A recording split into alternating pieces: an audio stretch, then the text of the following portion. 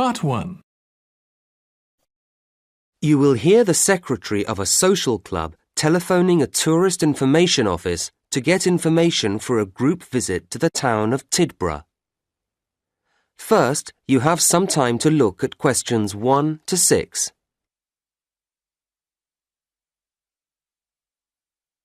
You should answer the questions as you listen, because you will not hear the recording a second time. Listen carefully to the first part of the conversation and answer questions 1 to 6. Hello, this is Tidborough Tourist Office. Derek speaking. How can I help you? Good afternoon. My name's Clara Swift. I'm the secretary of a social club and we're planning a visit to Tidborough. Oh, yes.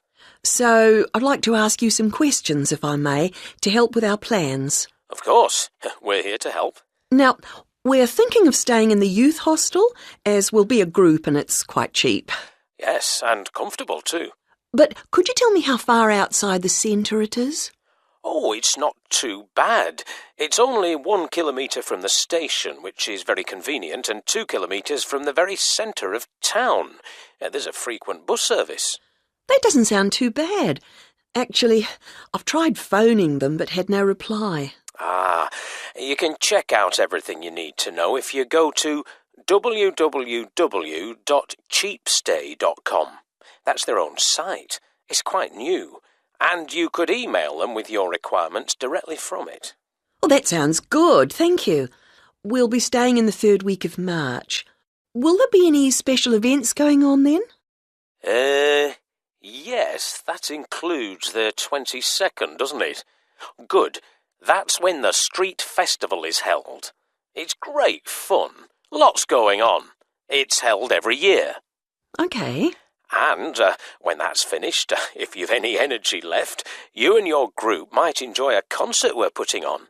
Is it classical music or rock? Well, quite a mixture, actually. The point is that it's all performed by local musicians, and between them, they'll be playing most things. It sounds a little strange, but I guess it could be interesting. It seems we've chosen a good week to come. Is there anything else on? Oh, yes, indeed. The City Museum, which was recently completely restored, often has interesting exhibitions. There are some weird and wonderful modern paintings at the moment. That's a good exhibition. Then, opening on March the 24th, when you'll be here, it changes to natural history. I'd recommend it. Oh, I've made a note of that. Now, some of our group are quite young, and they may prefer to do things that they feel are more active than walking round museums and so on. What will they be able to do? Throughout March, in fact, the sports centre is going to be closed. But the swimming pool will remain open, and there's the park for general relaxation. That sounds all right. Before you hear the rest of the conversation, you have some time to look at questions 7 to 10.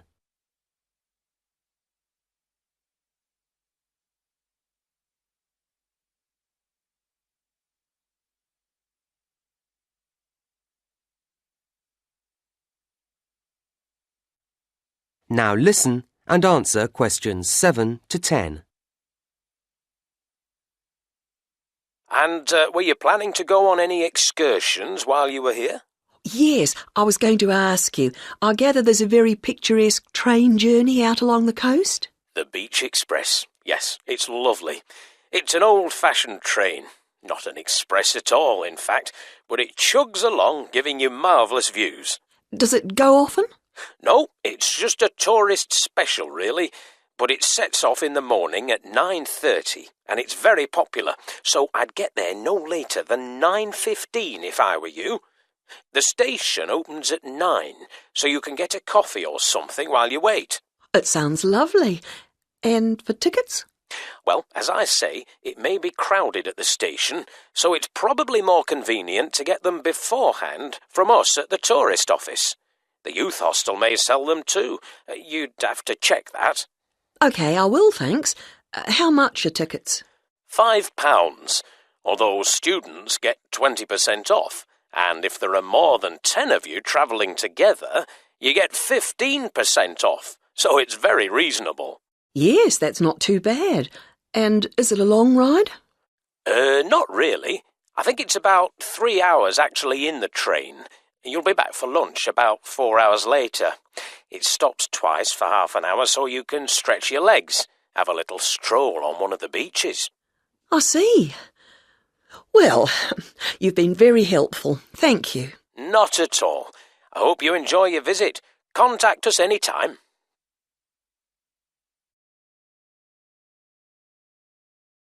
That is the end of part 1. You now have 1 minute to check your answers to part 1. Part 2.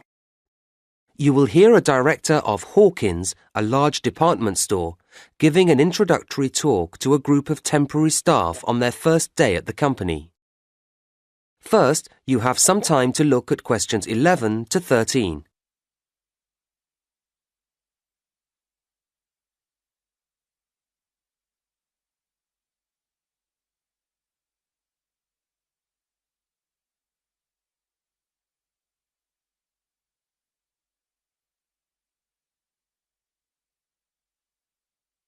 Now listen to the first part of the talk and answer questions 11 to 13. Hello everybody and welcome to Hawkins. I very much hope you will enjoy working here and indeed that some of you may take the opportunity to join our permanent staff. Now, my purpose this morning is to give you a short overview of Hawkins and a few pointers about working here.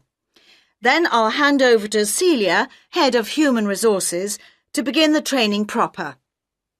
Right, now we've seen quite a mixed history in sales recently at Hawkins. 5 years ago, we saw the beginning of a success period as sales climbed at an exciting rate, but then they went flat again for a few years, although we're delighted that they've recovered in the last year to rise again, so the future looks bright. As a company, we have to watch and be proactive about where these sales are coming from. All of you here will be allocated to different departments, but you may be interested to know where your area stands in relationship to others. Hawkins was traditionally basically a clothing retailer, and clothes remain an important part of our business, but over recent years we've seen that reduce as food and electrical have both grown, leaving us equally balanced on all fronts at the present time. This is a situation we'd be pleased to maintain, although the general increase in food spending is predicted to affect all major players in our sector. Well, that's us. What about you, as temporary staff? Where do you fit in? Any business that operates in a changing climate must rely heavily on contributions from a flexible proportion of its staff, and Hawkins is no exception. Last year, we recruited temporary staff into every department, and this year we've done that again, actually increasing the numbers, and we expect to take on an even higher proportion next year. So you'll be playing an important part in our success.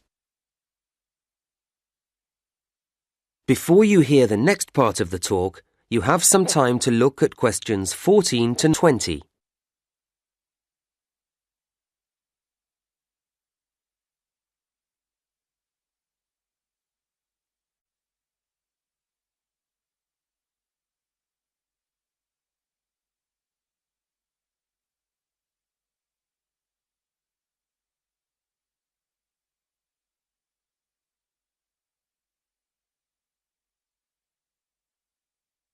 Now listen and answer questions 14 to 20.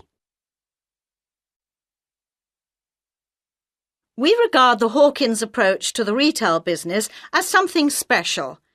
Our mission statement, the guiding idea behind everything we do, is based on quality and is phrased creating value for customers. And this belief applies to every customer and every purchase, however large or small. Happy customers means good business for us, and your main aim must always be to keep customers happy. If any kind of problem or complaint arises, don't try to resolve it yourselves or simply leave it to a colleague, but get the assistance of your line manager. It's his or her responsibility to sort it out. A properly resolved problem will mean we get a loyal customer for life, and that's why we need to make sure that everyone who shops here feels they have had a positive experience, not just a routine transaction. We like to remind customers that everything we sell in Hawkins is high quality. It's the basis of our advertisements. But keep customers informed. Let them know about special offer products. To keep yourself up to date about these and all the other aspects of the company, please look carefully through the newsletter that we publish each month. And something else you'll need to do regularly is to talk with your section supervisor, and you do this in your progress meetings, which will be every Thursday. OK? Right, just a few things and then I'll hand over. I think you were all asked for details of your certificates when you filled in your initial application form. Can you make sure that you provide the Human Resources Office with copies of them by the end of the week? There's a pile of information videos on the table at the back there, and I'd like you to take one each. And please make sure you watch it carefully when you get home this evening. It contains lots of important facts and advice. Will you also pick up your security pass by the end of the day from the office on the 4th floor, as you'll need it to get in tomorrow. Don't forget you'll need it to obtain your staff discount when you make any purchases. OK, that really is it from me, so now, Celia, if you'd like to take over.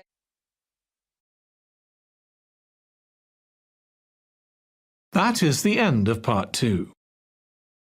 You now have 30 seconds to check your answers to part 2.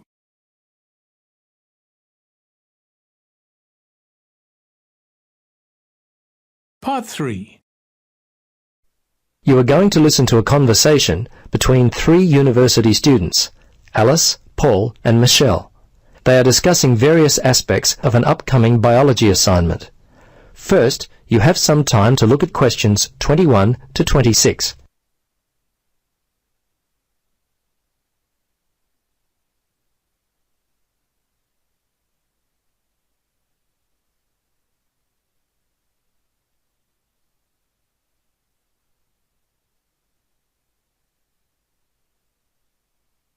Now listen and answer questions 21 to 26. Hello, Paul. Hi, Alice. Hi, Michelle. Hi, Paul. Where are you going with all those books? Well, I'm preparing for my marine studies paper. Really? What are you doing your paper on? I haven't even started mine.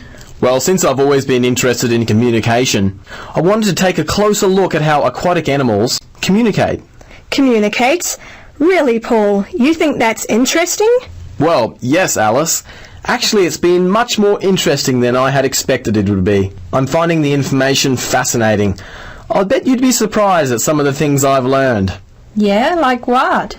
Well, much of the world is covered by water, but it wasn't really until the first third of the 20th century that people even began to explore the depths of the ocean. Prior to its exploration, scientists just thought of it as a completely silent world. Of course, today we know it is full of sounds. Such as? Well, all kinds of living things in the ocean, from prawns to whales, call back and forth to each other. How do we know that prawns talk to one another? Good question. The answer is we listen to them. How scientists do it is through a special device called the hydrophone. Now, what a hydrophone does is convert the sound energy into electrical energy. It's a very clever device. Kind of like a water telephone? Well, yes. Quite like that, except the communication is only one way. Sounds more like spying on animals to me. Well, I suppose it is to a certain degree. Scientists can hear all kinds of sounds. Grunting, crackling, buzzing. It turns out that the ocean is quite a noisy place. Many underwater sounds have been identified, but even more still await classification. Fish in a public aquarium are quite, well, talkative. So scientists have been able to record their sounds and match them with mystery calls heard from the open sea. So who's the noisiest in the underwater world? I'll bet it's the dolphin. You're right, the dolphin is noisy, but by far the most widespread and persistent noisemakers are the smaller animals living in the sea. Not fish, but an animal that lives on the sea floor and grows no more than about 5 centimetres. Here, have a look at this table I've started. Ah, I see. The snapping shrimp is the noisiest sea creature. This is interesting. It makes its sharp snapping sound with its enlarged claw, which also functions like a water pistol. Yes, I was reading millions of these animals just offshore have been known to frighten people walking along the beach in Japan. And this is interesting. It says here that seahorses in an aquarium made such a loud noise that people could hear them from across the room. These little creatures are amazing. Before you listen to the rest of the conversation, you have some time to look at questions 27 to 30.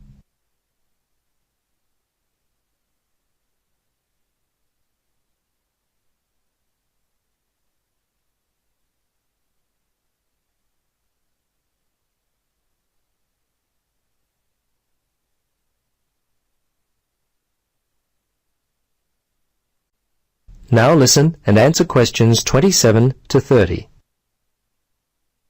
Say, Paul, your early research has really prompted me to get started on my own paper. You look like you've already done quite a lot of work on it, but the assignment isn't due for at least another month. Is that right? Let's see, Michelle. I think you may be a little wrong there. Let me get my class folder and we'll have a look. I know that our class participation is worth 30%, but what's this assignment worth? Isn't it 40%? Here it is. Yes. Actually, it's worth 30%. It's the second assignment due later on that's worth 40%. It says here, okay, there are 3 pieces of assessment. There's the 2 assignments and the in-class feedback on student oral presentations, which forms part of assignment 2. Now it says that the first written assignment is composed of 3 parts. Yes, I recall the professor talking about those, especially the word length for part 1. The research essay, it's 1200, isn't it? It's due in week 6? Yes, that's correct for part 1, but only 800 for part 2, the field study, which is due in week 7. Oh, that's bad news. I thought I had much more time than that. I don't know how I could have been so wrong. I guess I need to purchase a diary or I'm going to get left behind. Yes, I write all my due dates on a monthly calendar which hangs on the wall next to my desk. I found that this has helped me to stay organised. I usually divide the project into weeks. Each week, I set aside some time for all of my assignments. For example, Part 3, the report on findings, isn't due till week 9, but I've already started working on it. Wow, I'm impressed. I guess you lead a pretty worry-free life. Not at all. It just means I get a little more sleep than most students around the due date of the assignment. Well, Paul, you certainly have inspired me. Yeah, me too. I'll be purchasing a desk calendar as soon as I get a chance. Well, I'm off. Alice, Michelle, it was great talking to both of you. All the best with your assignments. Thanks. Bye. Bye. That is the end of part 3. You now have 30 seconds to check your answers to part 3. Part 4. You are going to listen to a talk from a horse expert, Dr. Alan Sampson. First, you have some time to look at questions 31 to 40.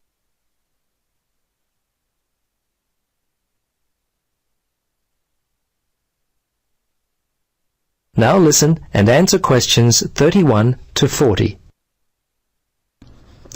Hello everyone. It's my pleasure to talk to you today, and I hope that my experience will help you as you choose your course of study here at the university. There are a number of key areas that I want to highlight in my talk with you today. Firstly, I hope to show that there are real career opportunities in the equine or horse industry. Also, I want to point out the qualifications you'll need in order to find employment within the industry. A lot of people look at horse training and other equine activity as being a task that can be done by anyone. I hope to show you today that this is far from true by pointing out some of the typical tasks that those employed within the horse industry are expected to carry out on a regular basis. I think you'll see that our work is far from a simple activity and requires discipline and dedication. Our riding school for young riders and an in-depth look at the principles of dressage, the French word meaning training, I won't have time for today, but we'll discuss in later sessions. And although beyond the scope of my talk today, breeding is also an incredibly interesting area of study which I look forward to sharing with you at a later date. Perhaps I should begin my talk by giving you a broad brush overview of the equine industry and where it's headed. Today, the industry is a multi-million-pound concern. Many areas of the horse or thoroughbred industry, as it is often called, are expected to continue to expand as part of the national growth trend in leisure industries. The large investment of the Middle Eastern countries in the 1980s and the more recent investments from the Japanese has had a large influence in the development of the current strong market for both racing and breeding stock here in England. Currently, the thoroughbred industry is generating more than £900 million per year in exports alone. As you can imagine, opportunities exist in many branches of the thoroughbred industry. In fact, in a number of areas, the industry is really expanding. Here in England, around 50,000 people are employed in the primary equine industry and a further 20,000 in ancillary industries. Of course, as with all other industries, practical experience is essential to prove ability and commitment.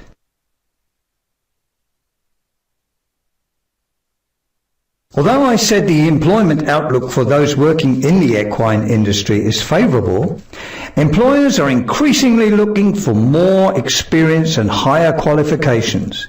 Individuals intending to take up study often ask me which courses I recommend. Well, there is a good selection of courses to choose from. Personally, when I began in the industry, I enrolled in a part-time certificate in equine management course. It's a good way to gain a general overview of the industry, but offers only minimal career opportunities for graduates. The Bachelor of Equine Science and Thoroughbred Management courses offer a more in-depth look at specific learning areas. Horse riding theory, grooming and saddling are covered, as well as the more scientific areas such as the history and characteristics of breeds, my current area of research, as well as such topics as anatomy and safety in horse handling. From this degree, students can choose to undertake postgraduate studies.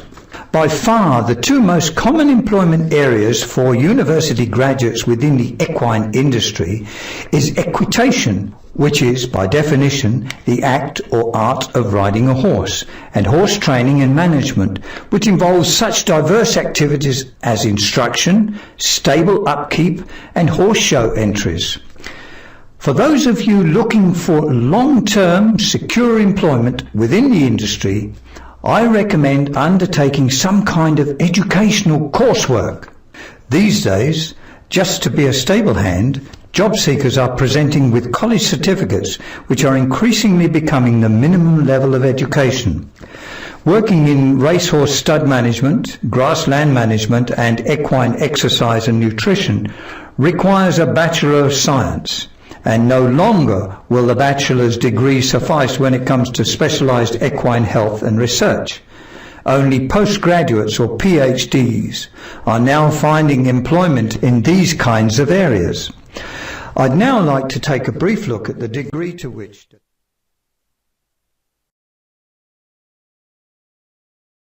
That is the end of part 4.